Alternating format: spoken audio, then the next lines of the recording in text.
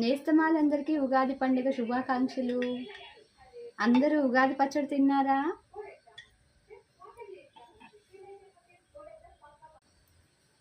ఉగాది పండుగ శుభాకాంక్షలు అండి అందరికీ.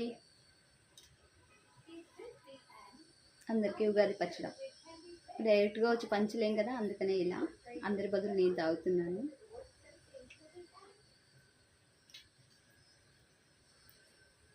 పుల్లగా, తీయగా, వగరుగా, కొంచెం ఘాటుగా,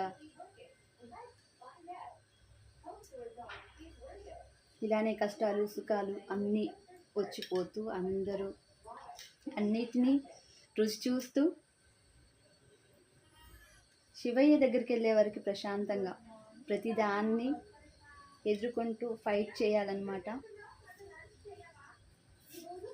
అలా ఫైట్ చేయడానికి అమ్మ, ఆ తండ్రి శివయ్య మనకు శక్తినివ్వాలని మనస్ఫూర్తిగా కోరుకుంటున్నాను. నేను వచ్చిన కష్టాలను ఎట్లాగో వాళ్ళే ఇస్తారు, వాళ్ళే తీసుకుంటారు.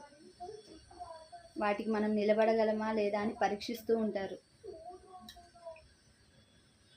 పరీక్షించినప్పుడు మనం కూడా నిలబడదాం, భరిద్దాం. ఎంత బాధ పెడతారో ఓపికతో చూద్దాం. సరేనా? కానివ్వండి. అందరూ ఉగాది పండుగ హ్యాపీగా జరుపుకుంటున్నారని కోరుకుంటున్నా. నా బాబు మాత్రం కాలేజ్లో హాస్టల్లో ఉన్నాడు, హైదరాబాద్లోనే. మేము ఇక్కడ ఈసారి మేము చేసుకుంటున్నాం పండుగ. అందరూ అలానే కదా పాపం, చదువుల కోసం పిల్లలు అక్కడ, తల్లిదండ్రులు ఇక్కడ అలా ఉంటారు కదా. ఓకే, అందరికీ హ్యాపీ ఉగాది పండుగ శుభాకాంక్షలు. ఎన్నిసార్లు చెప్తావమ్మా అంటారా? అంతే. నేను అమ్మని చూసారా, ఉదయం ఎప్పుడో ముస్తాబై కూర్చున్నారు. ఇక ప్రసాదాలు అన్నీ అయ్యేటప్పటికి ముందైతే పూజ చేసుకున్నాను. చేసుకున్న తర్వాత ప్రసాదాలన్నీ వడ్డించాను. నేను పూజలు అయితే వీడియోలు తీయట్లేదండి, నాకు వీడియోలు తీయడం కుదరట్లేదు. అమ్మతోటి పూజ చేసుకునేటప్పుడు మనసంతా ఇక అమ్మ దగ్గరే ఉంటుందన్నమాట.